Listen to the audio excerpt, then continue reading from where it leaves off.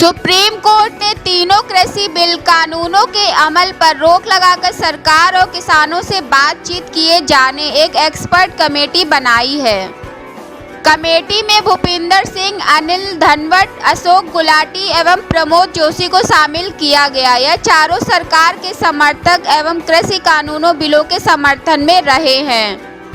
Supreme court को चाहिए था कि कमेटी में ईमानदार रिटायर्ड जजों को रखते जिनसे किसान न्याय की उम्मीद कर सकते थे, लेकिन सुप्रीम कोर्ट द्वारा सरकार के ऐसे गुलामों की कमेटी बनाए जाने से किसानों के हित सुरक्षित नहीं होंगे। किसानों को अपना आंदोलन जारी रखना होगा।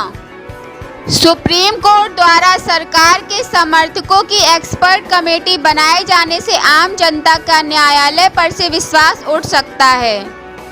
रंजन गोगोई ने तो न्याय की हत्या कर दी थी और सरकार के दबाव एवं प्रलोभन में कई असंवैधानिक फैसले दिए, जिसके कारण भी जनता का न्याय पर से भरोसा ही उठ गया है।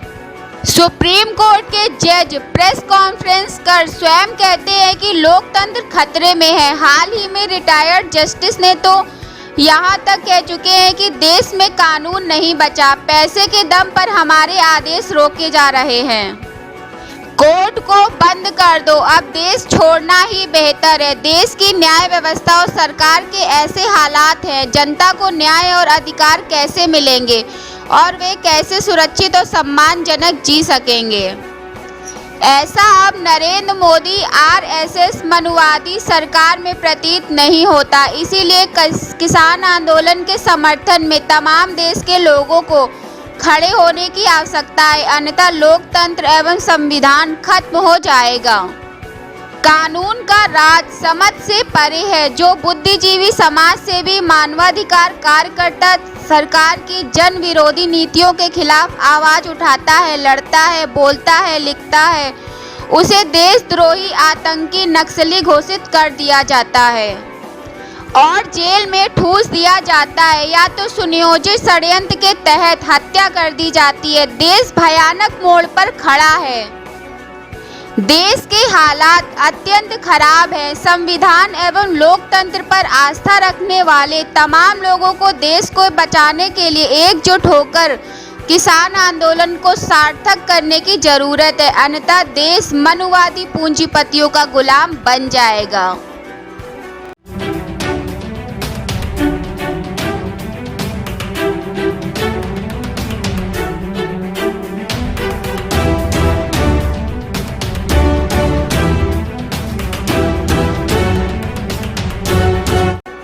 हरपालपुर क्षेत्र के गांव जिलेवार में आपस में महिलाओं ने एक महिला को जमकर की पिटाई। मामला जमीनी विवाद का है।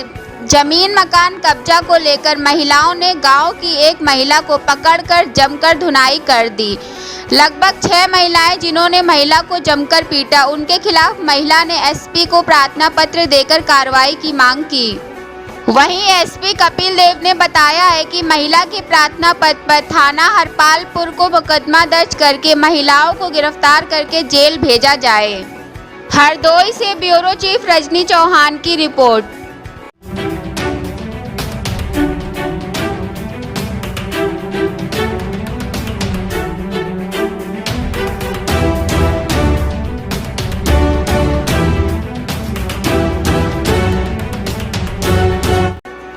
बुलंदशहर के नगर इंटर कॉलेज में छात्राएं आपस में भिड़ी। कॉलेज की छुट्टी होने के बाद बाहर निकलते ही छात्राएं आपस में भिड़ गई हैं और एक दूसरे से मारपीट करने लगी, यहां तक जूता चप्पल चलने लगे। मामला स्कूल प्रशासन को नहीं पता लगा। जब भीड़ इकट्ठी हो गई उसके बाद में स्कूल प्रशासन ने छात्रों को बुलाया और छात्रों से पूछताछ की तो मामला प्रेम पत्र से संबंधित पाया गया। उस पर छात्राओं से पूछताछ की गई और उसके बाद परिजनों को बुलाकर भी छात्राओं के बारे में जानकारी दी गई है। सभी छात्राओं को प्रधानाचार्य ने जांच करने की बात कही कि यह प्रेम पत्र किसने लिखा और किसके लिए लिखा। इस मामले को संज्ञान में लेते हुए छात्रों के खिलाफ कार्रवाई की जाएगी। बुलंदशहर ब्यूरो।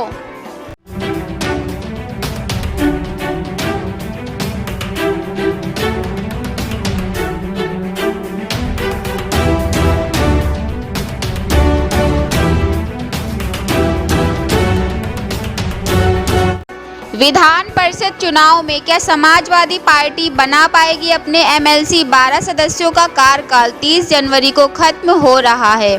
समाजवादी पार्टी ने राजेंद्र प्रसाद अहमद हसन को प्रत्याशी बनाया। पुनः देखना यह है कि समाजवादी पार्टी क्या यह अपने एमएलसी दोबारा ला पाएगी।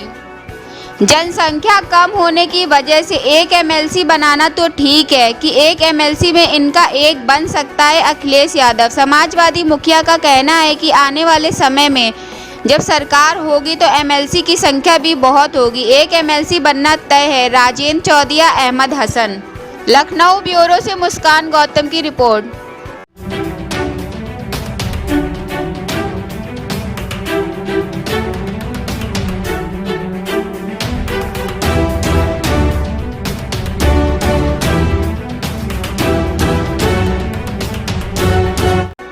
फर्रुखाबाद का लाल दरवाजे पर बना सदियों पुराना बस अड्डा परिवहन निगम की जमीन पर सदियों से कब्जा करे हुए अवैध दुकानदारों को आज नगर पालिका रविंद्र कुमार नगर मजिस्ट्रेट अशोक कुमार मौर्य का काफिला पहुंचा और दुकानदारों को चेतावनी एक हफ्ता पहले भिजवा दी गई थी, लेकिन दुकानदार उसी के अंदर बैठे हुए थे। नगर पालिका रविंद्र कुमार ने आदेश दिया। नगर पालिका के कर्मचारियों ने सारा सामान दुकानदारों का निकाल कर बाहर कर दिया।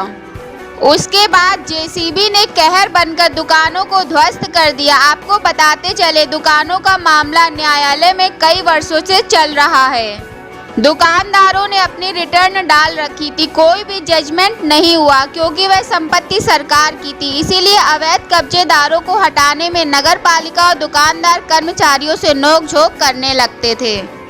आज ऐसा नज़ारा देखने को मिला कि किसी भी दुकानदार ने एक नज़र भी उठाकर विरोध किया हो कि हमारी दुकान मत तोड़ो। फर्रुखाबाद का नया बस अड्डा बनने के बाद अतिक्रमण अभियान काफ़ी समय से बना हुआ था। आखिर वह वक्त आ गया कि फर्रुखाबाद का बस अड्डे के सामने अतिक्रमण साफ हो गया। फर्रुखाबाद ब्यूरो से रमन शुक्ला की रिपोर्ट।